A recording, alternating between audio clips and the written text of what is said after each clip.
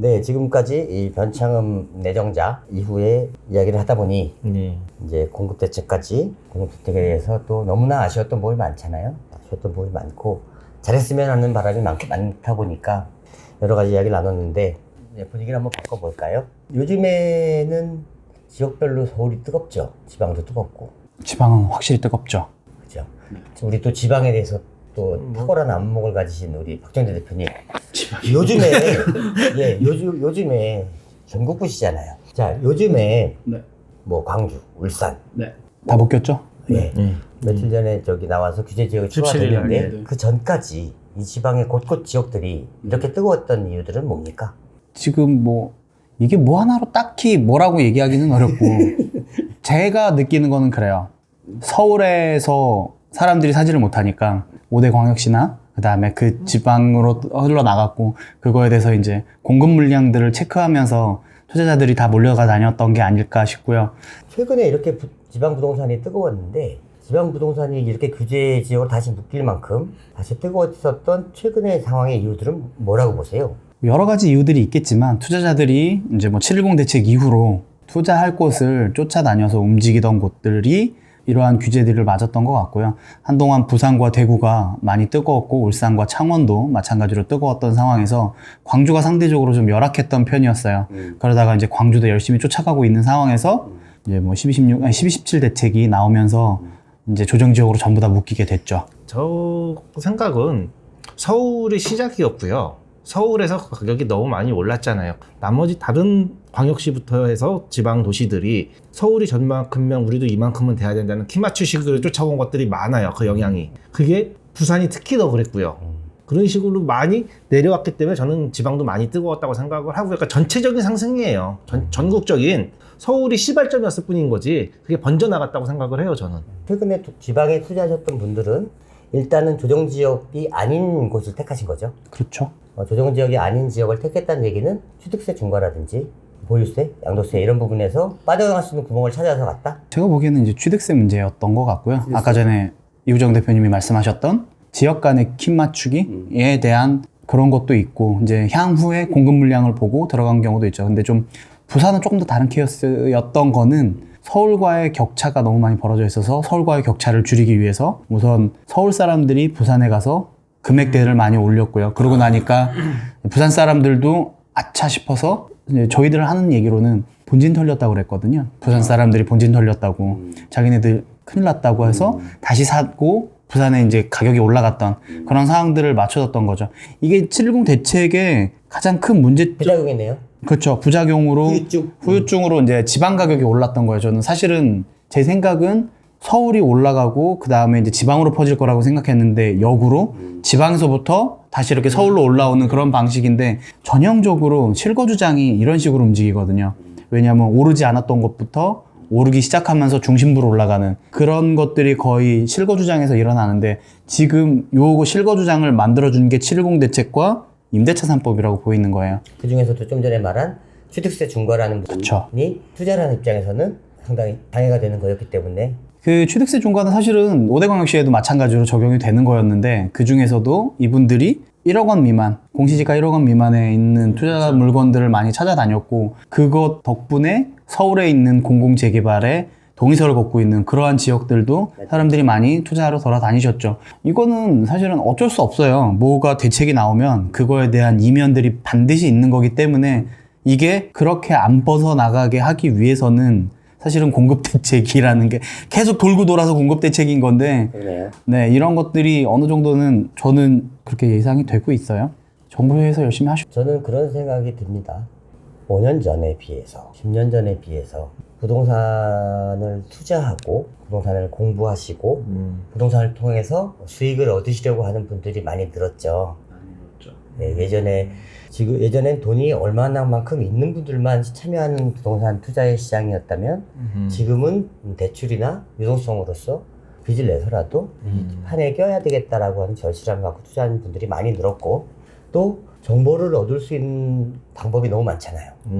정말로 똑똑하신 분들은 부동산 1년만 공부하면 정말로 잘하시더라고요.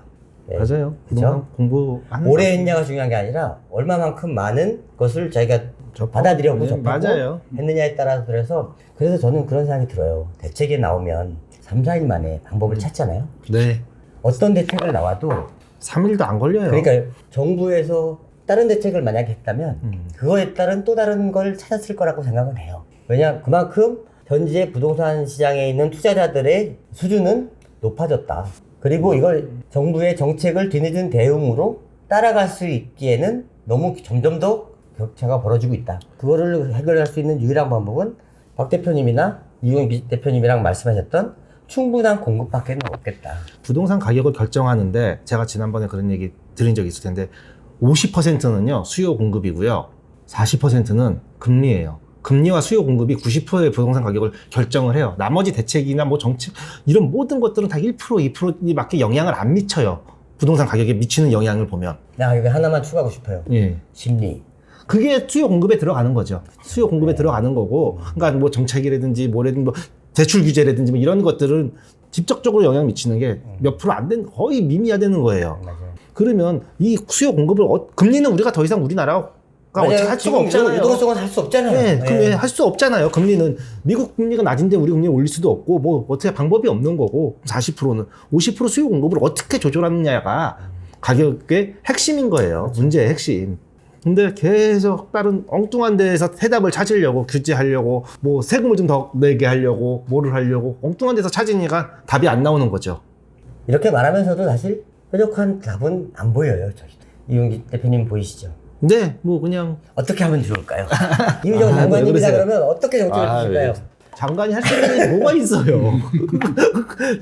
이 나라에 장관이 할 수 있는 일이 얼마나 될까요? 이우정 대통령이 되신다면 일단 재건축 재개발에 사업성을 높여주고 고밀도 개발을 할 수 있게 서울시 하겠다. 안은 서울시 안에는 그러니까 서울시는 제한 없이 짓게 할 것 같아요. 제한 없이 지게 서울은 제한 없이 용적률 한 가지 여기서 좀 우려가 되는 건 도로나 교통은 그대로인데 이 세대수만 늘어나면 이제 아니 세대수 주차장 확보해야죠. 도로 확보해야죠. 관련 법규 다 있잖아요. 그렇죠. 근데 관련 법규 다 있으니까 그 법규에 맞춰서 도로라고 하는 부분은 인프라 지금 뭐 예를 들어 뭐 경부고속도로 진입이라든지 해서 지화시키는. 지하화시키는 이런 부분들에 대한 것들은 더 오래 걸리는 일이고 근데 그 상황에서 지금 도로 상황에서 할 수 있는 것에 한계는 있을 거예요.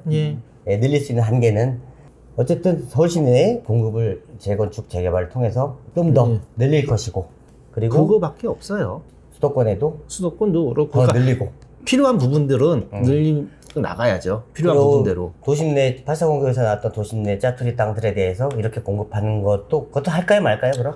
짜투리 땅들에 대해서 임대 같은 경우는 별로 안 좋은 생각 같아요. 그것도 임대는 민간한테 넘겨서 민간이 임대를 할 수 있게끔 그러면 시정을 그 민간한테 넘긴다는 것은 그럼 그 땅을 태릉 CC를 해능 CC에다가 과연 서울의원 자리를 민간한테 그걸 팔수 아니 저는 아니잖아요. 그 서울의료원 자리에는 소규모 주택을 짓는 게 옳지 않다고 생각해요. 거기는 상업지로 개발해야 될 자리죠. 예, 그래요. 그 말씀 지난번에 하셨고 그 상업지로 개발해야 되는 지역이고 예. 네, 강남이라고 하는 것에 예를 들어 음아파트 자리로 사실은 우리가 강남이라고 하는 세계적인 도시에 아파트가 너무 많잖아요 사실. 외국 같은 대도시들은 주거가 좀 주변으로 빠져 있잖아요.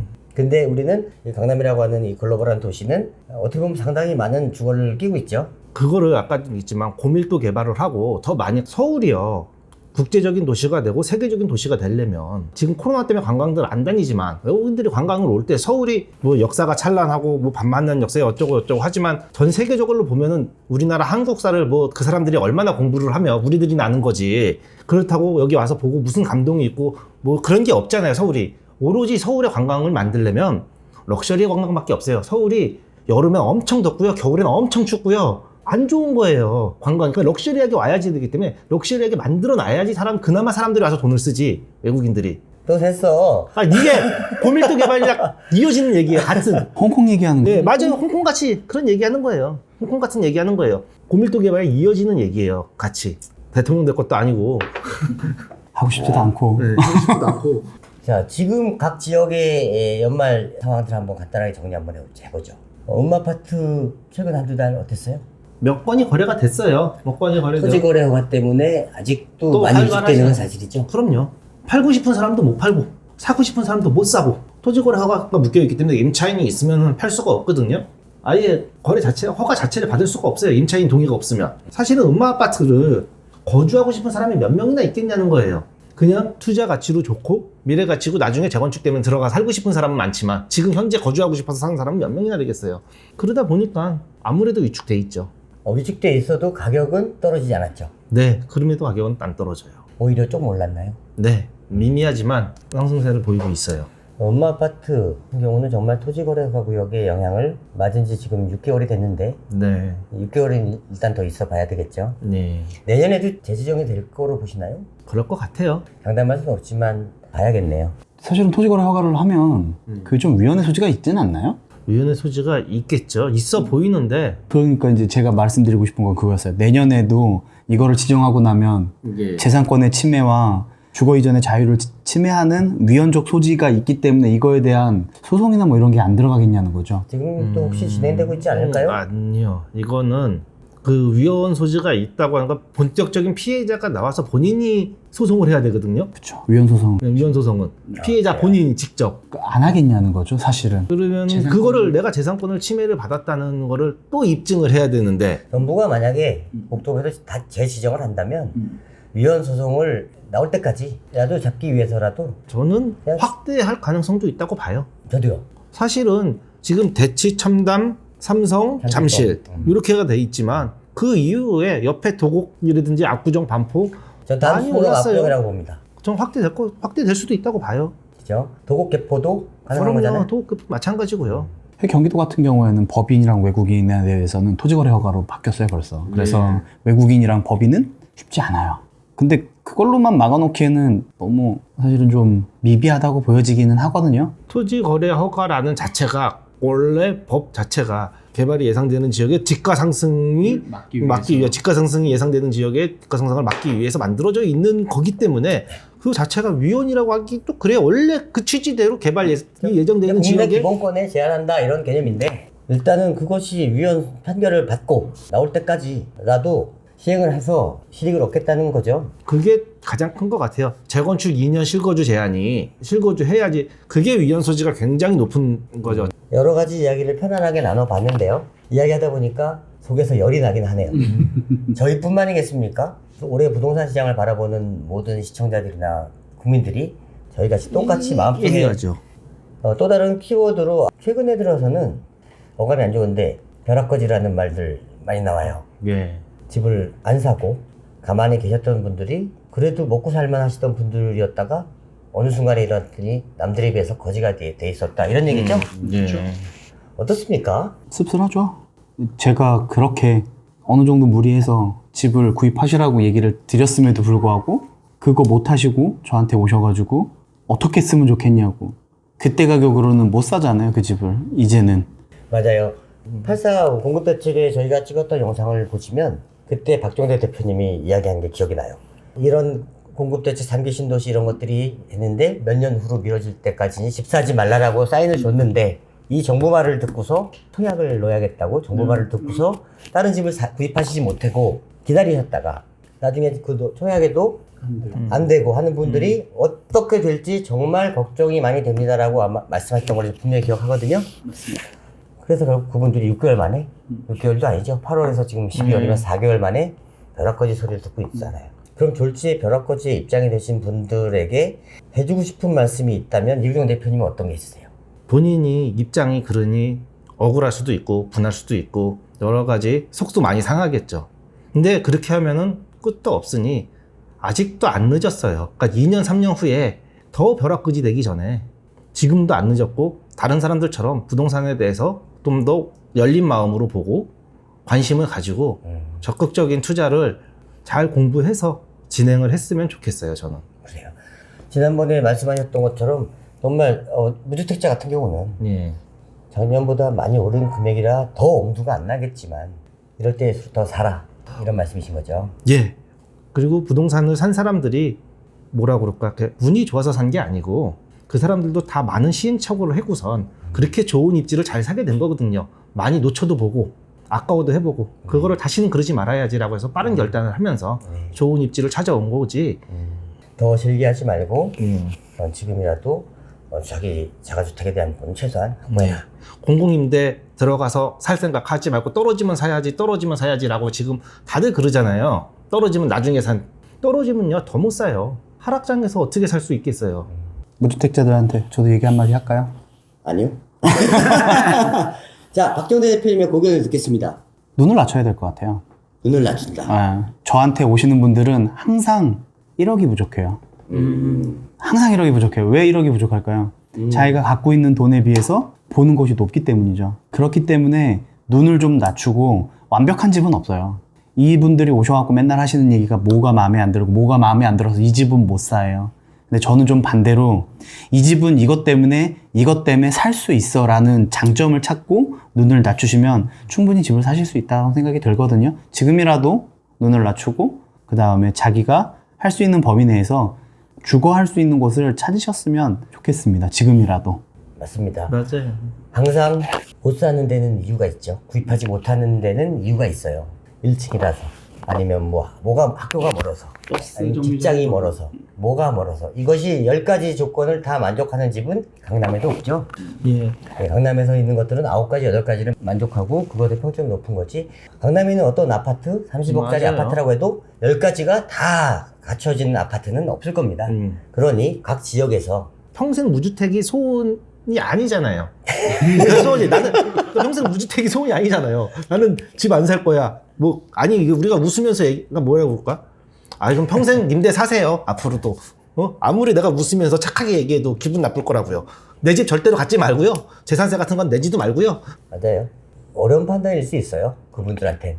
막상 그 당사자들한테는 이런 상황에 정말 사야 되는가? 라는 부분에 대한 게 정말 어려운 판단일 수 있어요. 하지만 이겨내야 한다. 하락할까봐 무서워하잖아요. 그게 제일 무서운 거잖아요. 떨어질까봐 내가 집 샀다가 떨어지면 이거는요 무슨 얘기를 하고 싶은 거냐면 1주택은요 보험이라 생각하고 무조건 사야 되고요. 하락하면은요 내가 그동안 월세 냈다고 주거비라고 생각하시는 게 속편해요. 그렇죠. 그리고 하락하면 내 집의 가격만 하락한 게 아니라 다 이걸 팔고서 내가 딴 집을 살 때 그 집의 가격도 하락했기 때문에 맞아요. 그렇게 상대적으로 생각하면 하락하는 거에 대해서 너무 민감하게 생각하지 않은 게 어차피 내가 월세 살았으면 연세 살았으면 전세 살았으면 주거비 냈잖아요. 그거 내가 사는 거에 대한 주거비라고 생각을 하시고 올랐으면 너무 좋은 거고 그렇게 생각을 하셔야지 계속 임대주택 살라고 꼬시는 정부가 정말 얄미운 것 같아요. 네, 얄미운 당신? 자, 2021년이 곧 다가와요. 네. 2021년 상반기 장관이 바뀔 거고요. 나름대로의 드라이브를 또 걸겠죠. 예. 또 시장에서는 지금 백약이 무효하다라고 하는 판단들이 많은 것 같아요. 걱정이 되고 결국은 구원투수로 나온 장관이 현 부동산 시장의 뜨거운 열기를 잡지 못할 것이다라고 보는 시각이 많은 것 같아요. 어떻게 보십니까? 그럴 것 같아요. 그럴 것 같고요. 숨도 안 쉬고 그럼요. 그럴 거다라고 보시고 이유영 대표님은 어떻게 생각하세요? 21년이 규제로 아까도 얘기했지만 규제로 부동산을 잡을 수는 없는데 21년에는 공급이 서울에 없잖아요. 그나마 20년에는 은평도 많았고 강동도 있었고 영등포도 있었고 많았어요. 그냥 어느 정도 있었는데 내년에는 2만 세대 조금 넘죠? 네, 맞아요. 그리고 후년에는 더 적고요. 어떻게 할 건지 진짜 뻔히 보여요. 가격이 경기가 안 좋아서 떨어질 거다. 코로나 때문에 떨어질 거다. 6월달 전에 종부세 매물 나올 거다. 왜 그런 얘기들을 하면서 그건 그 사람들 바람이고요. 시장은 그렇게 안 흐를 것 같아요. 공급이 없잖아요. 내년에. 더 없잖아요. 과연 그런데도 집값이 떨어질 거다라고 믿고 있는 사람들은 도대체 무슨 신기루를 보고 계시는 건지 무슨 지표를 보고 그렇게 그런 근거 없는 자신감 참 용감하다고 해야 될까요? 그러면서도 나중에 떨어지면 살 거다. 아쉽죠? 안타깝죠? 맞아요. 내년에 가격이 하락할 거라고 제시하는 근거들 몇 가지 있어요. 네. 내년에도 더 가격이 상승할 거다라고 하면서 제시하는 근거들 더 많죠. 네. 결국은 이런 근거들과 이런 근거들이 종합적으로 믹스돼서 어떠한 결과 현상을 만들 건데 지금으로 봐서는 하락하는 것을 기대하기는 어렵다라고 하는 것이 지배적인 의견인 것 같아요. 맞습니다. 맞아요. 언제까지? 3기 신도시가 생길 때까지? 맞습니다. 3기 신도시 생겨도 마찬가지일 거고요. 마찬가지. 저는 3기 신도시가 답이라고 생각하지 않아요. 그게 부동산 가격을 해결할 수 있는 3기 신도시도 쬐끔이야 영향이 있을지 없을지 모르겠지만 사람들이 일단 짧게 보면 3기 신도시까지 공급되는 시점까지는 상승세가 멈추긴 어렵다라는 부분으로 정리를 일단 할게요. 자, 박정희 대표님은 올해 매수해 드렸던 고객분 중에서 현재까지 가장 좋은 결과가 나으셨던 분이 어떤 분이 있으세요?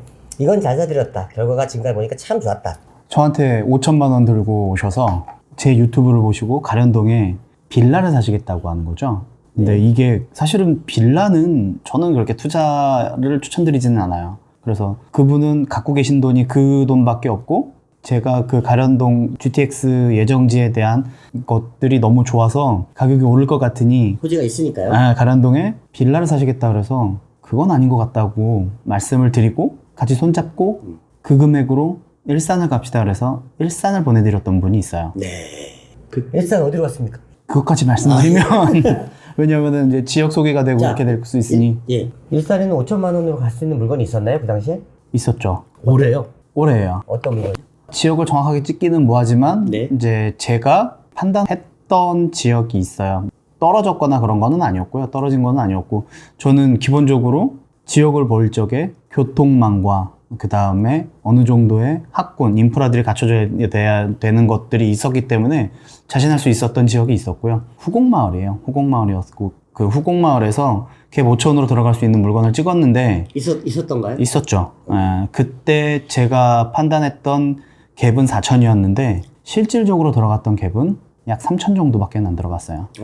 왜냐하면 전세가가 올라가고 있었고 임대차 2, 3법에 대한 영향들이 있었기 때문에 그러면 그때 매매가가 얼마였고 매매가는 2억 1천, 지금은 전세가는 2억이었습니다. 그러면 1,500만 원. 1,500만 원. 1,500만 원인데 이제 뭐 인테리어를 해야 됐고 기타 비용들이 있었고 사실은 지금 얼마죠? 지금은 뭐 2억 한 6, 7천 하고 있죠. 그러면 5천 올랐네요. 빌라보다 훨씬 낫죠. 그러네요. 상황에서는. 그렇죠. 빌라는 5천으로 오려면 한참 걸려요.